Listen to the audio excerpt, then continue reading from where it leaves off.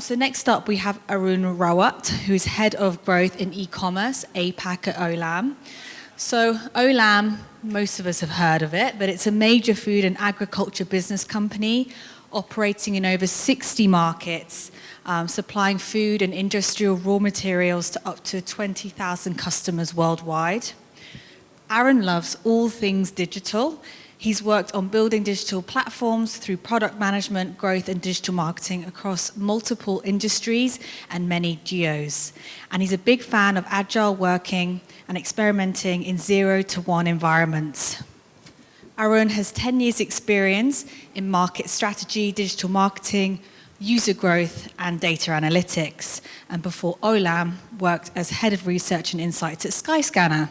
So you are joined by Matthew again, hello, at dotdigital, less merchandise this time. So please, both of you, come to the stage for the next session, from B2B to direct to consumer, how B2B businesses can successfully incorporate a direct to consumer model. Please come up, guys. I'll get one more microphone, shall I? I'll get one more microphone. Yes.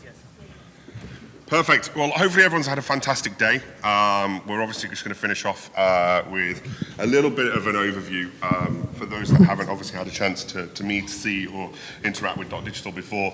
Is anyone that knows me, I do like to keep things quite short and sweet when it comes to company introductions, simply because there's more important things to go through, which is stories from Arun and Olam International. They're 20,000 customers. You'll know them because you'll have some of their products, a lot of their products within your pantry, your kitchen, as they are the supplier of raw materials for quite a number of high-profile large brands across the world. So just as a very brief element that I just wanted to kind of go over, with regards to kind of dotdigital as an organization, we exist to help merchants. We exist to help... Perfect. By the way, I have to synchronize with the team back there, basically, to change the slides, so hopefully we get this right. We exist to help merchants ultimately unlock the data that they have within their e-commerce platforms. Being able to access this, deliver insights, allows them to make smarter, better business decisions, helps them grow, helps them scale, helps them deliver better experiences to their customers, and drive more value to their business. Ultimately, we unify customer data, and that's one of the key strengths of why we help merchants in this region and globally by providing business intelligence that's already locked inside your e-commerce platform. So whether you're on Magento, Adobe Commerce, or any other platform, we're able to help you unlock that data to understand your customers better and then drive communications on the channels to which they want to be communicated on. With regards to kind of the kind of key elements that we like to talk through is that customer support. The kind of support we give is to unify your data, bring it into a single platform, and then allow you to orchestrate different communications, as I've mentioned. A lot of this region isn't email-centric. It's email, it's SMS, it's Line, it's Kakao, it's WhatsApp. These are the communication channels people want to hear on, and that allows you as an organization, whether you are an SI, whether you're a merchant yourself, we can use all of this data to communicate more effectively. And that's something that Arun and I will kind of talk through today, is the way in which you can talk to your customers on a more detailed basis. The kind of element that I did want to kind of go through in a bit more detail, though, is about obviously the intelligence that we can provide, being able to have the opportunities that are sitting, people that are on your site, people that are exploring your brand. We were able to find those people, track them, and then communicate with them more effectively. So again, lots of great insight into the tool. I do recommend just having a quick chat if you haven't managed to do so today with the team, as we can really give you some insight into some tactics and strategies that might help you as a merchant ongoing. Cool. Ultimately, all of this drives results. I'll share this deck afterwards. I think there's some great slides and great content in here that we can kind of go through in a bit more detail. But ultimately, I think the key for me today is to actually introduce Arun. And he can kind of talk through. Have we got a second mic, please? You got one? Hi. Fantastic. So did you want to just give a brief introduction to yourself, Sure. tell a little bit about your background, but also kind of what you've been doing at Olam? Sure. Absolutely. So Annie's actually given a decent introduction. I've been in the digital side of things for around 10 years across industries. So I started off with telecom, then moved to e-commerce marketplaces, had a brief 4 or 5 year stint in travel, digital platforms. And now since the last two years plus, I've been with Olam. And like Annie also mentioned this, Olam is your typical large organization, and their business primarily centers around agri-commodities. They provide agri-commodities to almost all of your large CPG majors. Most likely you've had food which Olam has provided. The organization has been in business for the last 30-35 years, but has always been in the back end, so you would never know it as a consumer-facing brand. So we've got our large CPG majors which basically engage with us to get their raw materials. They process that food, provide it to you guys, to end consumers like me. End consumers basically in turn consume products which are essentially being sourced by Olam. 30-35 years this organization has been offline in the nature of its business. As part of their new growth strategy, they are looking at driving multiple e-commerce projects across markets. I look at e-commerce P&L for APAC. This includes B2B as well as B2C. Essentially I've been there in the organization for around 2.5 years. That's fantastic. And then previously, before that, you were at? Yeah. So prior to that, I've been in the digital side of things. Just before Olam, I was with Skyscanner for around 4.5 years. So into digital marketing, product development, product marketing, GTM sort of role. My last role with Skyscanner was pretty data intensive. It was head of research and insights for APAC. Obviously, the reason for asking Arun to join today is not only is he utilizing quite a full suite across Olam of the Adobe products, but it's also one of the key things is a lot of organizations today, B2B specifically, all across this region, are really trying to find themselves again. They're trying to use digital as a way to rebrand themselves, and you've gone through that kind of project. When you joined, what was kind of the mandate that you were given as far as this brand, which is? Yeah, absolutely. So, like I mentioned, Olam as an organization had been offline first, offline heavy since the last 30-35 years. To move offline is huge. It's a big challenge. You're essentially steering a large ship, driving a lot of change from a mentality point of view to, of course, bringing in products or platforms to solve various issues. The easiest thing for Olam was to go into B2B online. So they're already in B2B offline. B2B online is easier compared to B2C. And this project over here is the first project essentially that Olam has ventured into from a B2C perspective. So ReFoods is a brand that we are trying to establish. It's a B2C project with a DTC or direct to consumer channel as well, which is of course our brand website. And that's where essentially dotdigital comes in for sure, and also Adobe Magento. I think one of the things that you mentioned there was a tanker ship or a ship. When we were speaking the other day, if you look at an organization, I'm sure you've worked with them yourself or you actually work for one. For an organization like Olam to turn, to adapt, to do new things, it's kind of, we described a tanker ship that takes 4 miles to stop. But equally, it's not as nimble as some smaller organizations that may take your products and then try and sell them online. Coming in, obviously from Skyscanner, what did you have to do differently or adapt and evolve, especially with the kind of changing face of getting them to appreciate direct-to-consumer models? Yeah. So very different from a mandate perspective, right? So in a digital heavy or digital first organization, you don't need to do a lot of stakeholder management, but Olam was slightly different, right? So you got to really make sure that the stakeholders in the business understand what it means to go digital, what are the investments involved from a business perspective, and what are the sort of returns that you would expect. Not immediately, say 1 year, 5 years, 10 years down the line. And I think it is charting that sort of growth trajectory that and convincing stakeholders, that is one of the major sort of responsibilities that I have in this role.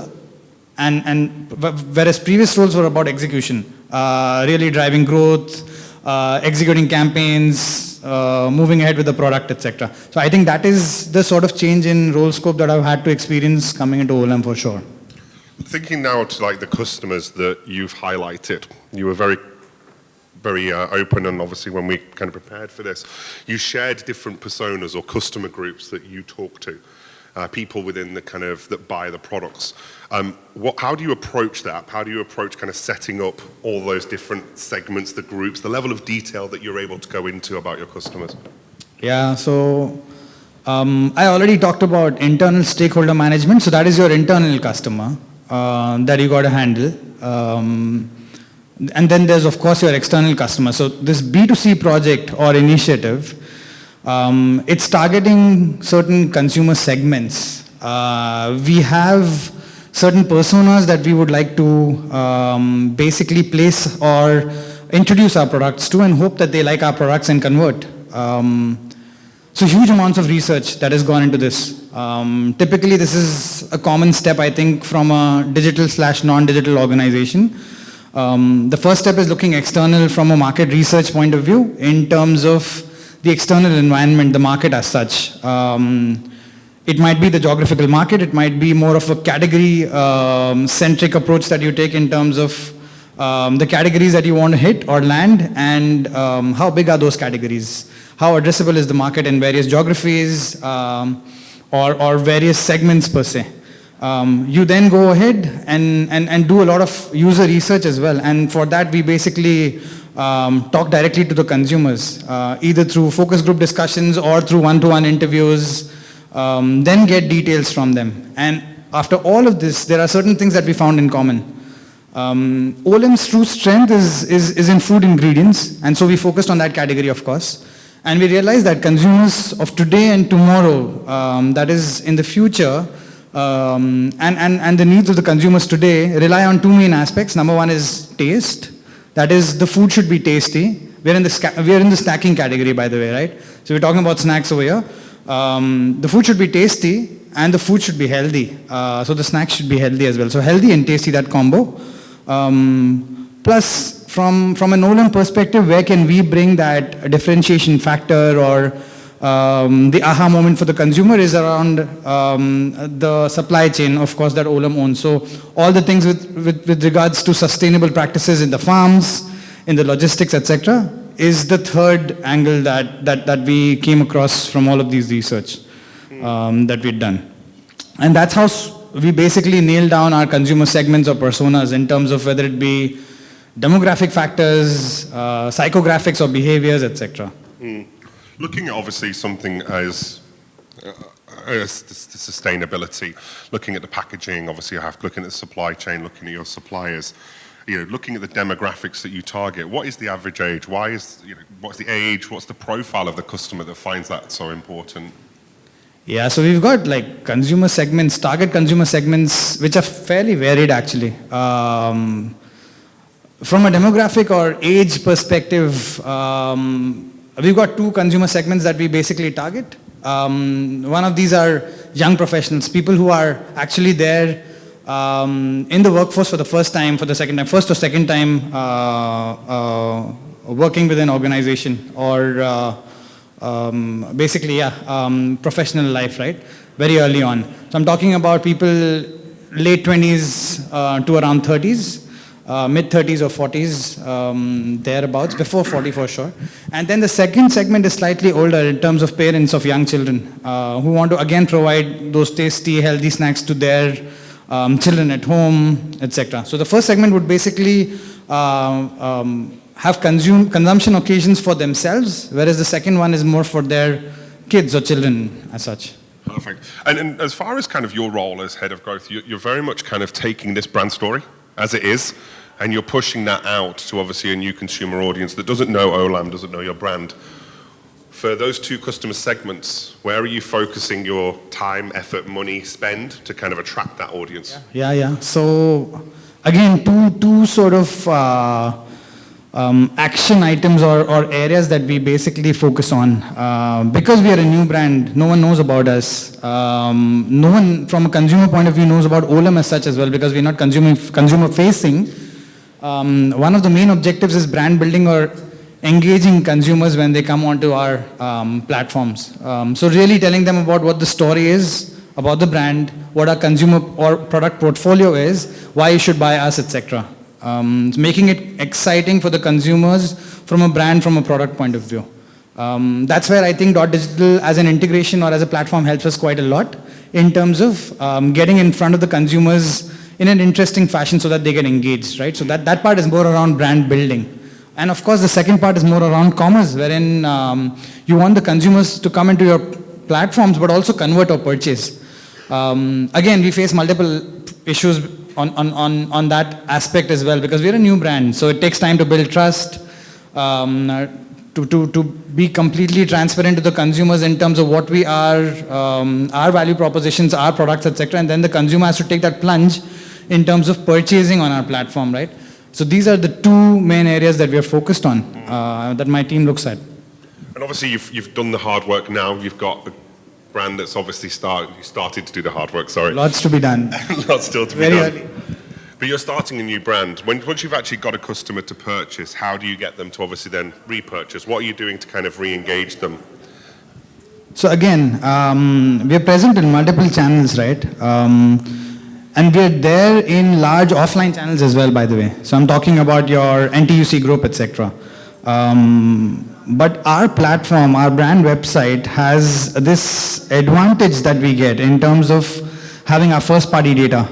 And repeat purchase or retention is an objective that we can definitely work on much better than the control that we've got with other channels. So again, dotdigital comes in handy in that, in terms of we've got commerce data and we've got engagement data of consumers on our platform. Dotdigital, of course, has got this seamless integration with Magento as an e-commerce engine. And this basically provides us all of this data to retarget consumers, to cross-sell products or to upsell certain categories, product categories to our existing consumers. So if for example, a consumer is bought with us, and through research we know that average rebuying cycle is somewhere around, say, 25 to 30 days, we make sure that we send an automation to these consumers saying that you purchased this product. Would you like to buy it again? Or you purchased this product, people who've bought this have also bought something else, and would you like to make that purchase? It's obviously these sorts of replenishment campaigns work fantastically, and I hope obviously there's those in the room that this would obviously be relevant for you as you're starting to look at how to engage customers. Ultimately, we need to be having human conversations just as if someone was in a store or we met them face to face. Just because we're on digital channels doesn't mean we lose that human face and those human conversations that we can have. Thinking now, obviously, to kind of the next, the future, I always like hearing about kind of like your challenges outside of the organization, but where are you kind of overcoming adversity, I suppose, with technology or the limitations that you have? Is there new things on the horizon that you yourself are kind of optimistic or afraid of, really? Yeah, absolutely. So one of the points that you mentioned here, Matt, very, very important in terms of the way we communicate or talk to our consumers. Digital platforms, organizations, etc. have this advantage that they've got a lot of data, much more than your offline channels, right? So from our product category, product portfolio point of view, the amount of data that we get from our brand website is much larger than any other channel, whether it be online or offline, online marketplaces or offline stores, etc. And so the ability to communicate in the best possible way, whether it be tone of voice, whether it be the content that you're talking about, etc., becomes much larger for our digital platform as such. I think that is something that we got to continuously innovate on, improve the way we talk to our consumers in general. The second thing is around one-to-one conversation. So I'm talking to my subscriber base. I'm either blasting away one particular email to everyone. The classic case, right? Like standardization versus personalization. So how much of a personalized experience do you want to go into? Is it going to be one-to-one for repurchase or cross-sell, upsell? It might make sense. Whereas for a campaign like, say, I don't know, Christmas campaign or a New Year campaign, it might make sense to go and blast a campaign to certain segments at least, if not the entire base. Yeah. So I think these two are quite important challenges that will continue to take our time, and we need to continue to work on them on a regular basis. And one of the things that's struck out to me when we were chatting previously is your organization has been around for quite some time. It's a B2B. The success metrics are very different.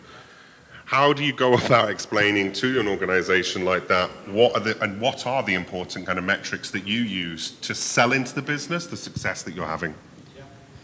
Absolutely agree. So metrics and their definition plays an important role in terms of defining what would be termed as a success in any initiative as such, right? And the same goes for us as well. So typically from a B2B perspective, you've got your SQLs, MQLs, etc., marketing qualified leads, sales qualified leads, conversions. But B2C, I think, is slightly different in terms of, again, the amount of data that we've got, right? We know consumer stages from acquisition on to retention or revenue. And there are multiple acquisition, activation, etc. So the entire AARR framework. You've got then specifics onto that in terms of for specific product category or for individual products, etc.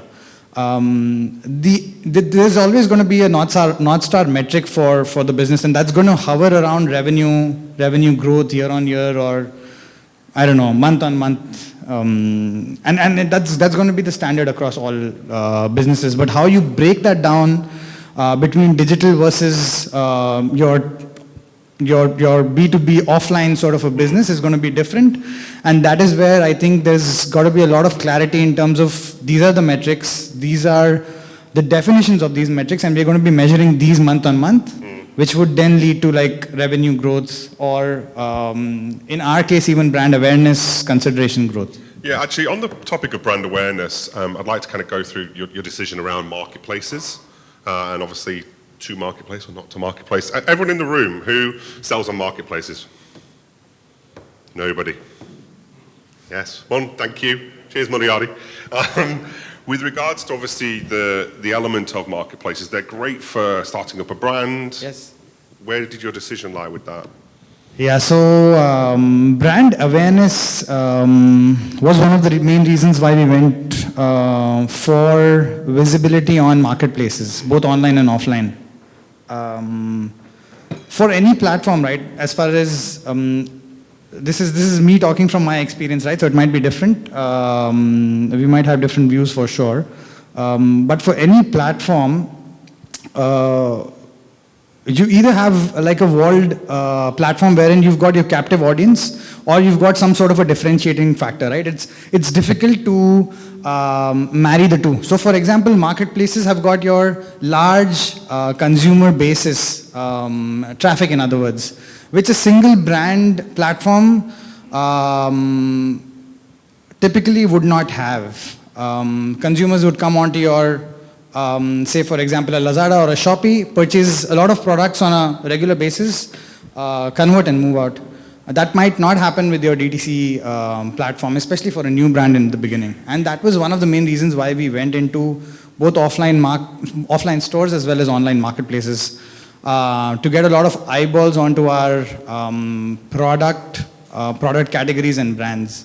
Over a period of time, we hope our D2C platform will become stronger and stronger, because we've got, like I mentioned, a lot of data from this platform, much more than other distribution channels as such. It's really great. Has anybody got any questions, obviously, for Arun? And Muliadi, please, and then. So, one question is in relation to what you just said. So, using marketplaces essentially from a marketing perspective to branding. But how much, if you have it, like, what's the split between doing AdWords and advertising the actual brand? Yeah. Because that has a cost and acquiring people, but then your margins are higher because you're going to have to pay the marketplace. Yes. And using the marketplace as a means of doing marketing. Yes, absolutely. So don't get me wrong, a marketplace solves both the purposes. We will get some sales from the marketplace as well. They've got a lot of traffic. Our products or product categories might show up when consumers search for us, and they will, or they might purchase our products from a marketplace like a Shopee, Lazada, Redmart, etc. also. Of course, but margins are smaller, right? So it's always a game of revenue versus net profits or bottom line basically. I think it's got to be a balance. For a new brand like us, we got to understand what is important for the brand, for the short term as well as for the long term. So for the short term right now, I cannot disclose numbers, but I can only say we are focusing more on awareness, building that brand, coming in front of those target audiences and really connecting with them, and inducing trial so that first purchase happens. It might not happen on refoods.com, our brand website, although there is a considerable amount of traffic now coming in and purchases as well. But over a period of time, we expect consumers would connect to our product, our brand, and then visit our website at some point of time. And hopefully then we have a very good value proposition for them from our brand, from our product portfolio point of view. Yeah. Yes. It was Moriarty, then the lady. Perfect, that's sort of. The gentleman over there, scary. Instead of the D2C model, did you even consider using the B2B2C model where you actually, instead of just like passing a distributor, you actually include them in the B2C? Yes, we did. Again, there are like advantages and disadvantages to that model as well. It depends on what you as an organization or as a brand want to achieve. There are opportunities to go B2B2C, but then would you get all the data that you would get when you are, compared to when you have your own brand platform is the question. So if there is dilution of that data and you don't have control over it, complete control over it, you might not be able to execute on things like repeat purchases or making a community of your consumers from a loyalist point of view in a B2B2C setting versus a D2C setting which we have right now. And that was the main reason basically for us to opt in for our own platform and integrate with partners like dotdigital, because we want to own that community that our brand would produce over a period of time. We think that our value proposition is super sticky, and our consumers will over a period of time become loyal consumers, would want to basically interact more and more with us, and we want to build that community of healthy plus tasty sort of eating or snacking. I hope that answers your question. Yeah, but I think what I meant when I say B2B2C is actually you're still controlling the whole B2C journey, but the fulfillment using your distributor as the inclusion as your... Yeah. So sorry, so just to clarify, we are doing that right now. We've got a fulfillment partner that we work with. See, Olam as an organization is not into logistics at all, especially B2C logistics. It's a different game altogether, especially last mile. It's not as easy as freight transport. And so within a particular market like a Singapore, like a Malaysia, we definitely have got partners who handle last mile logistics for us. We don't do it on our own. It's too expensive for us. The lady in the yellow jacket.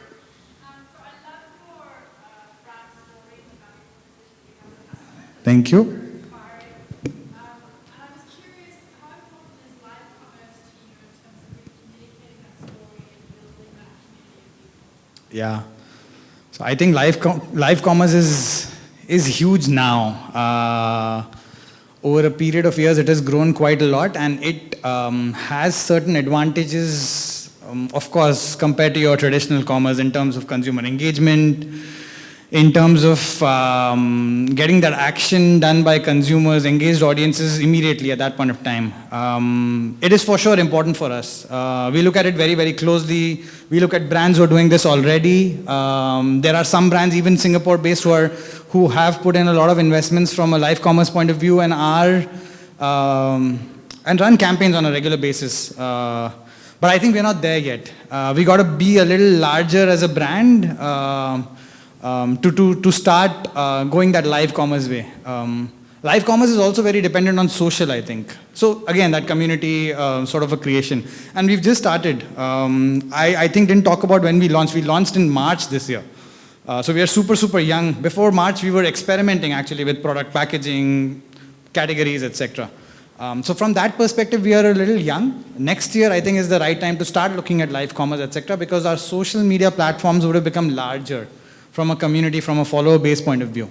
And that's when you've got that essentially critical mass to start rolling with live commerce and then snowball, etc. Yeah. We got time for one more question, gentlemen. No? Please, yes. Apart from dot digital, do you have any marketing automation tools in place to reduce your customer acquisition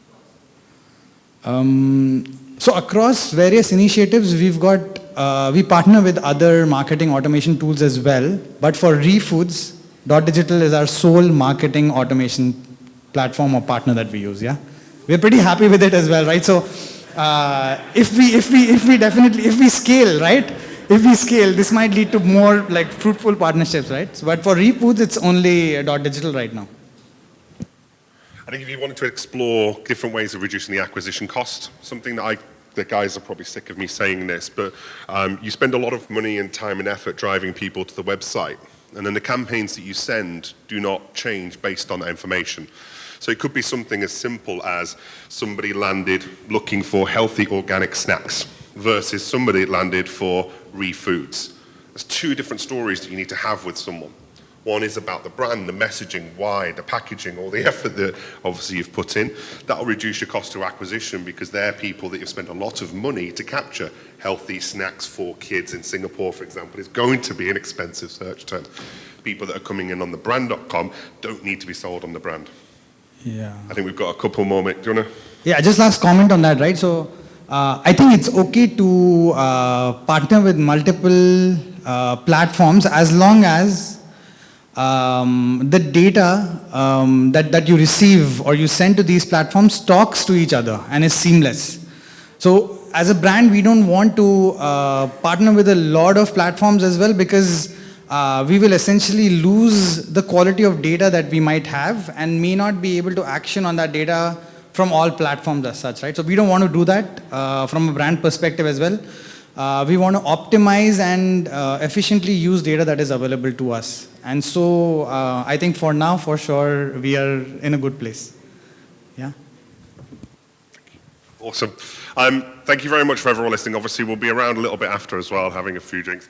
I want to say thank you, as always, for all the questions. For everyone that joined us today, it's been a fantastic day. Arun, thank you so much for sharing your story. Did you want to just finally finish on this, and I'll get out of the way?